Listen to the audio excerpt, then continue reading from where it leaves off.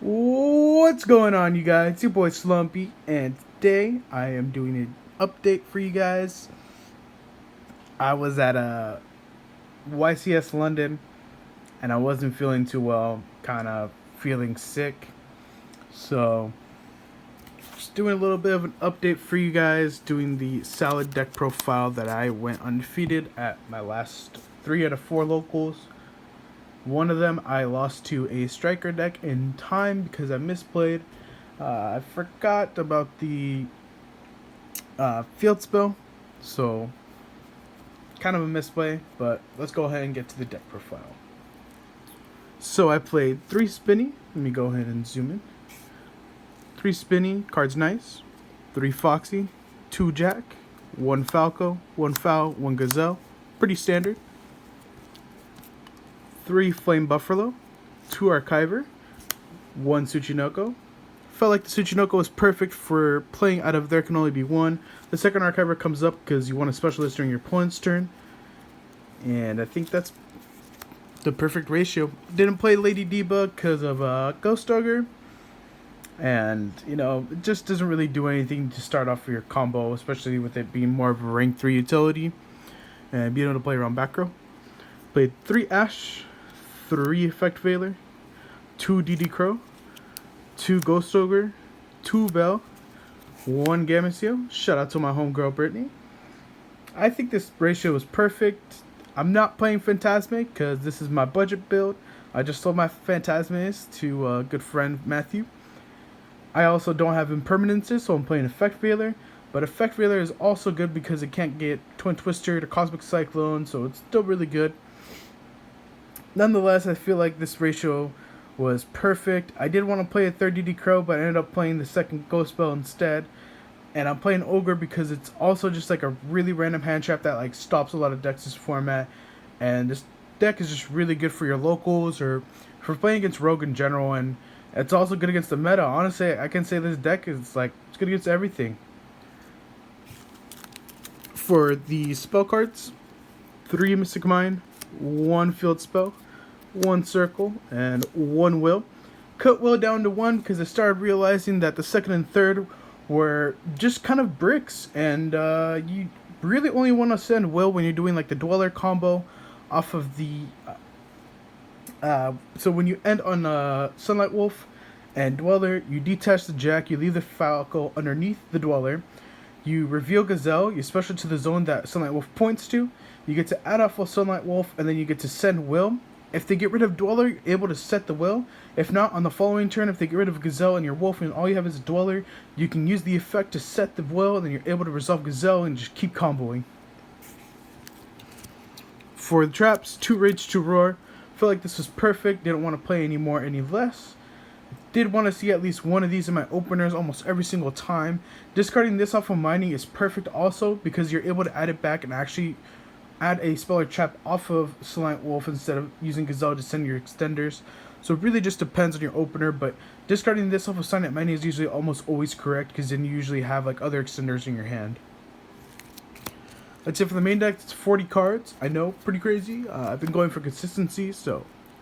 But for the extra deck, double Mirage Stallion, I put this up from 1 to 2, not because I was losing to not having it in my extra deck, the second one, but more because whenever I would get Nibiru, it'd be on my first one, right? So I'd start off with like, summoning.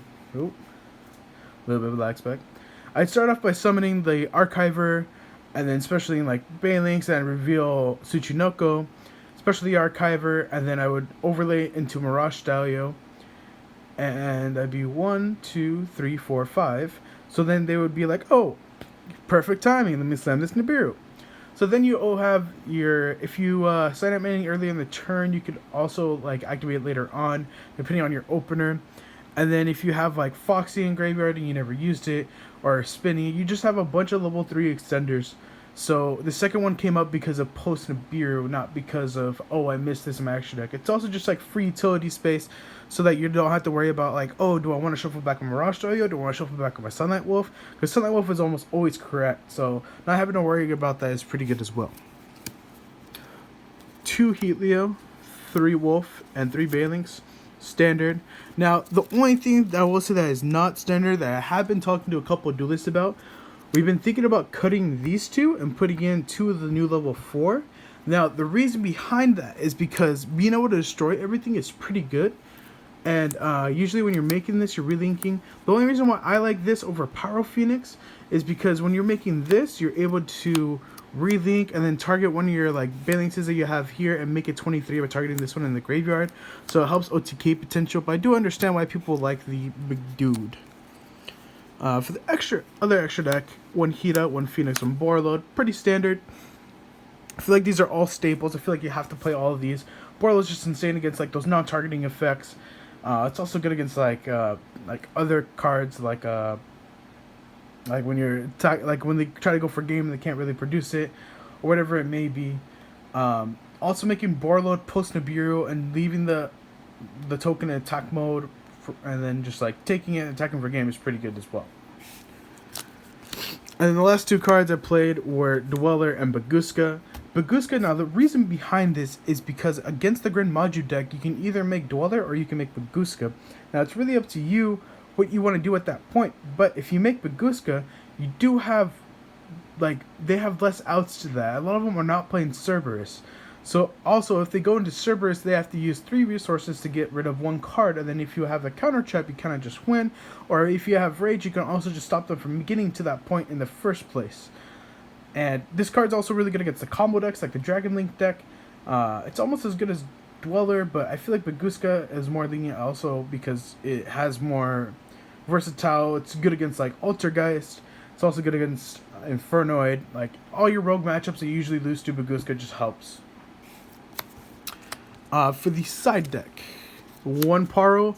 The reason behind this is not only because you can gain 2,000 life points in whatever scenario you may see yourself in, but also against the mirror match when they attack, having a 2,000 beat stick is pretty good because most of the time when they're trying to push for damage, they're clearing your board and then they're making Sunlight Wolf and having like Foul and Jack or like Falco Jack, and they're attacking with all that, and then you just slam a Paro, they can't attack over it, and then they're kind of just stuck just making Dweller and passing, and then you have a 2,000 beat stick that you can attack over the Dweller, so it only lasts for 1 turn, then you can keep going. The only downside to this is people are able to, if you leave this in your graveyard, or if they are able to put this in your graveyard, they can Hida use the effect to gain 2,000 life points by themselves as well.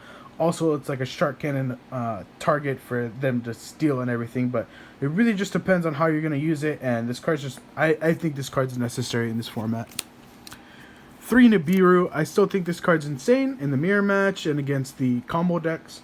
You just also have to realize that sometimes you have to wait to Nibiru. You have to know when to use it. And in the mirror match is just really, really crucial to just have this card in general. Slamming this on the field and then being able to add this back off from Rush Stalio, pushing for damage, and then slamming this again is just like, I have a D barrier every single turn and you can't get rid of it. I played 3 Lancia. This card's for Infernoids, for the Cosmo matchup. Anything that really banishes, especially the pure Orcus matchup and the Luna deck. It's also really good against the Dragon Link combo deck because they're not able to Trishula you. But I felt like this card was really, really good. I started testing this card about 3 weeks ago. Finally started playing it and realized this card's insane. I have to start playing it. And every time I do this card, I will tell you I pretty much won. Triple Cosmic. The reason behind playing this in the side and not in the main is because I wanted to play the counter trap, the regular trap, and Will instead of the Triple Cosmic. Now you can cut those 3 cards for the Cosmic and fit like Twin Twisters in your side deck. I personally am not playing Twin Twisters.